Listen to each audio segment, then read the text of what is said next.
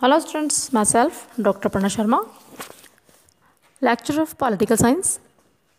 Students, आज हम BA third year western political thinker में मैकियावली का राज्य संबंधी विचारों पर अध्ययन करेंगे।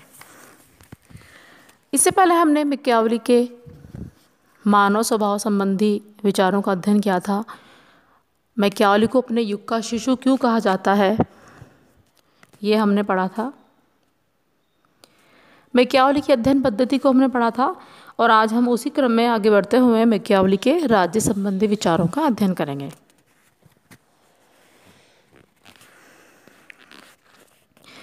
मैकियावली ने राज्य की उत्पत्ति के पूर्व मनुष्य की दशा का विवरण दिया है। जैसा कि हमने सबसे पहले पढ़ा था कि मैकियावली ने मानव का जो चित्रण प्रस्तुत किया है वो किस प्रकार का था, तो उसी में मैकियावली ने राज्य की उत्पत्ति के पूर्व मनुष्य की दशा का विवरण दिया है। उसने लिखा है कि एक समय ऐसा था जब न कोई समाज था और न कोई राज्य।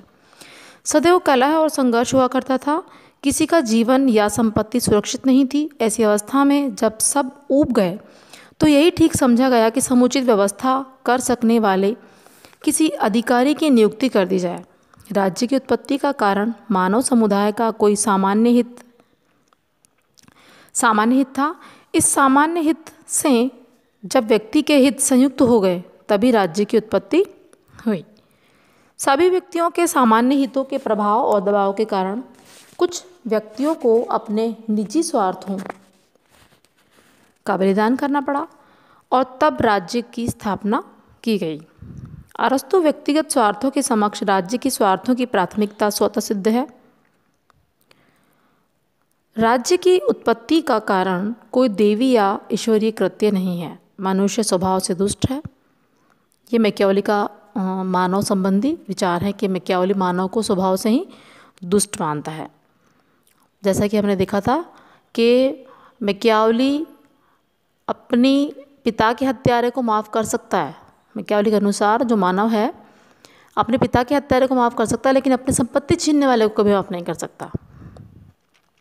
साथ में हमने ये भी देखा था कि हर व्यक्ति, हर विचारक अपने युग का शिशु होता है, क्योंकि उसके विचारों पर उस समय की परिस्थितियों का बहुत प्रभाव पड़ता है।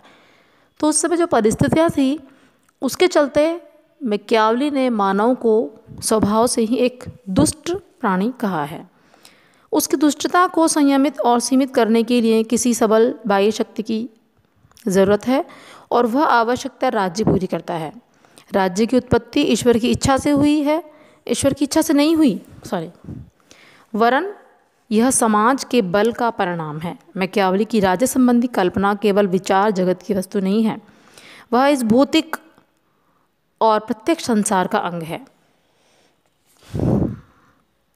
मैकियावली इतिहास का स्टूडेंट था और इतिहास को मानव जाति के छल, कपट और स्वार्थ की लंबी कहानी मानता था और उसने राज्य की उत्पत्ति को इतिहास से खोजा था, इसलिए मैकियावली का राज्य भी स्वार्थी है। नेक्स्ट आता है राज्य की श्रेष्ठता। मैकियावली ने राज्य को समस्त मानव समासों में सबसे अधिक श्रेष्ठ बतलाया है। अरस्तु की भांति ही उसने कहा है कि मानव कल्याण का राज्य से बढ़कर कोई दूसरा साधन नहीं हो सकता। मनुष्य जब अपने व्यक्तित्व को राज्य में विलीन कर देता है तभी वह राज्य के अस्तित्व को बनाए रखने में सफल होता है। ऐसा करने से व्यक्ति को ही अधिक लाभ होता है, उसका चातुर्दिक बौद्धिक विकास होता है, उसके व्यक्तित्व की प्रतिभा बढ़ती है और उसके गुण पूर्ण रूप से मुखरित हो उठते हैं। अस्तु राज्य के हितों के समक्ष व्यक्तिगत हितों की चिंता बिल्कुल ही नहीं उठनी चाहिए। राज्य का सर्वथा स्वतंत्र अस्तित्व है। राज्य अन्य समासों से बिल्कुल अलग और श्रेष्ठ है। तो अरस्तु कहता है कि राज्य क्या है, अपने आप में श्रेष्ठ है, शक्तिशाली है। अब आता है राज्य का वर्गीकरण। तो राज्य का वर्गीकरण विभिन्न शासन प्रणालियाँ, इसमें क्या है कि मैकियावली ने अपने पुस्तक प्रिंस में यत्र तत्र फ्रांस, स्पेन तथा इंग्लैंड के सुदृढ़ एवं शक्तिशाली राजतंत्रों की प्रशंसा की है। मैकियावली ने कौन सी पुस्तक लिखी थी? प्रिंस। और यह इच्छा व्यक्ति है कि इटली में भी सुदृढ़ राजतंत्र स्थापित हो, जिसके द्वारा सभी नैतिक बंधनों से ऊपर उठकर इटली की एकता स्थापित करने और उसे शक्तिशाली बनाने का कार्य किया जा सके। लेकिन इसका अभिप्राय यह नहीं है कि मैकियावेली राजतंत्र को ही सर्वश्रेष्ठ शासन प्रणाली मानता था। उसने इटली के लिए राजतंत्र को आदर्श के कारण नहीं बल्कि तत्कालीन परिस्थितियों के कारण अपनाने का पक्ष ग्रहण किया। मैकियावेली ने गणतंत्र की अपेक्षा राजतंत्र को ही इटली के लिए उपयुक्त माना है और उसने इसके 3 कारण दिए हैं। वो कारण क्या है? पहला है लोगों का भ्रष्ट चरित्र। जैसा कि हमने शुरू में भी पढ़ा था कि मैकियावेली ने मानव स्वभाव का जो चित्रण किया है वो तो घृणित है। वो मनुष्य को शुरू से ही दुष्ट मानता है, स्वार्थी मानता है। तो पहला है लोगों का भ्रष्ट चरित्र। नेक्स्ट है राज्यों में संपत्ति की असमानता और लास्ट है इटली की तत्कालीन व्यवस्था। तो वास्तव में वह राजतंत्र को सर्वश्रेष्ठ शासन व्यवस्था नहीं मानता। यह बात डिस्कोर्सेज में उसके द्वारा किए गए राज्यों के वर्गीकरण और उसके जो गुण दोष हैं उनसे स्पष्ट हो जाती है। मैकियावेली ने शासन तंत्रों अथवा सरकारों का वर्गीकरण इस उद्देश्य से किया है कि आदर्श शासन कायम किया जा सके। इसके लिए आदर्श शासक वही है जो पूरी तरह से सफल हो और जिसकी सत्ता मजबूत हो। इस क्षेत्र में अरस्तु के पथ का अनुसरण करते हुए उसने सरकारों को उनके शुद्ध और विकृत रूपों के आधार पर 6 भागों में बांटा है। वो क्या है? शासन के 3 शुद्ध रूप हैं, राजतंत्र, कुलीन तंत्र और वेद प्रजातंत्र। और शासन के जो 3 विकृत रूप हैं वो क्या है? तानाशाही, धनिक तंत्र या वर्गतंत्र और नेक्स्ट है प्रजातंत्र। तो मैकियावेली ने यद्यपि पॉलीबियस और सिसरो के इस विचार से सहमति प्रकट की है कि मिश्रित सरकार सर्वश्रेष्ठ होती है, क्योंकि उसमें प्रत्येक शासन तंत्र के अच्छे गुणों का समावेश होता है और समुचित शक्ति संतुलन तथा नियंत्रण बना रहता है। स्टूडेंट्स, हम शक्ति संतुलन, नियंत्रण और संतुलन ये हम पहले पढ़ चुके हैं। मतलब यहाँ पे व्यवस्थापिका, कार्यपालिका और जो न्यायपालिका है, सरकार के जो अंग हैं उनका आपस में पूरी तरह से संतुलन रहता है। कोई एक दूसरे के कार्यों में हस्तक्षेप नहीं करता है और व्यवस्था बनी रहे इस प्रकार से सब अपने अपने क्षेत्र में पृथक पृथक रूप से काम करते हैं। यद्यपि उसने केवल 2 प्रकार की सरकारों का ही विस्तार से वर्णन किया है, वो है राजतंत्र तथा गणतंत्र। तो ये तो सरकार के 3 अंग हैं जो हैं वर्तमान में सभी जगह पे है। लेकिन जो मैकियावेली की सरकार है तो उसने क्या कहा है कि सरकारों का केवल 2 ही उसने रूप बताए। कौन सा? राजतंत्र तथा गणतंत्र। वह आदर्श शासन व्यवस्था गणतंत्र को मानता है और कहता है कि सामान्य स्थिति में राजा मूर्ख होते हैं, जबकि लोगों में निर्णय लेने और न्याय करने की क्षमता अधिक होती है। किंतु चूंकि मानव स्वभाव के कारण सभी परिस्थितियों में गणतंत्र को अपनाना जाना संभव नहीं है, इसलिए वह राजतंत्र की ओर झुक जाता है और कुलीन तंत्र की कठोर आलोचना करता है और सामंतवाद का भी विरोध करता है। उसके अनुसार सामंत वर्ग आलसी और निठल्ला होता है और दूसरों के श्रम की चोरी द्वारा अपना जीवन बिताता है। तो उसने केवल 2 ही तंत्रों को सही माना है, राजतंत्र तथा गणतंत्र। अब आता है राज्य की सुरक्षा।